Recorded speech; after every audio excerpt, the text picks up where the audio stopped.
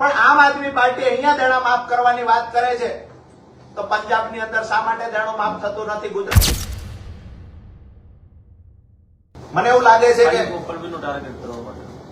મેં વિસાવદરની ચૂંટણીમાં મારી વફાદારી નિભાવી, 5 વર્ષ પાર્ટી માટે વફાદારી નિભાવી, આમ આદમી પાર્ટીનું પ્લેટફોર્મ છોડ્યું, 20મી જ મિનિટે રાજુ કરપડાને ગદ્દાર ચિતરવાનું કોઈએ કામ કર્યું હોય તો એ ગોપાલભાઈ ઇટાલિયા છે.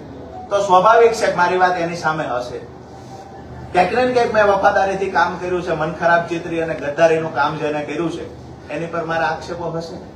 પણ આમ આદમી પાર્ટી અહીંયા દેણા માફ કરવાની વાત કરે છે તો પંજાબની અંદર શા માટે દેણું માફ થતું નથી? ગુજરાતમાં દેણા માફીની વાત છે. દેશના સૌથી વધારે જો ખેડૂતો પર દેવું હોય તો પંજાબમાં છે.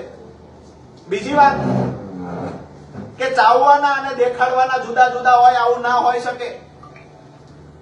પંજાબની અંદર શંભુ બોર્ડર પર કેન્દ્ર સરકારની સામે એમએસપી ના મુદ્દે 13 મહિનાથી જે ખેડૂતો આંદોલન કરી રહ્યા હતા, રાત્રે એમની પર પંજાબ પોલીસ દ્વારા હુમલો કરવામાં આવ્યો, તંબુ તોડી નાખવામાં આવ્યા, દંડા મારવામાં આવ્યા, 700 થી વધારે ખેડૂતોને પૂરી દેવામાં આવ્યા જેલમાં.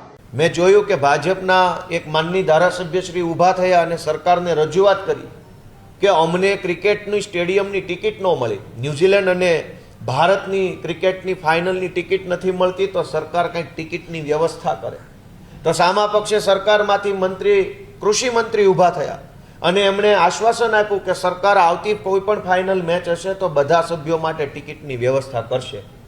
આટલી જ ગંભીરતા, જે બાળકોને શાળામાં એડમિશન નથી મળતું એના માટે કેમ નહીં?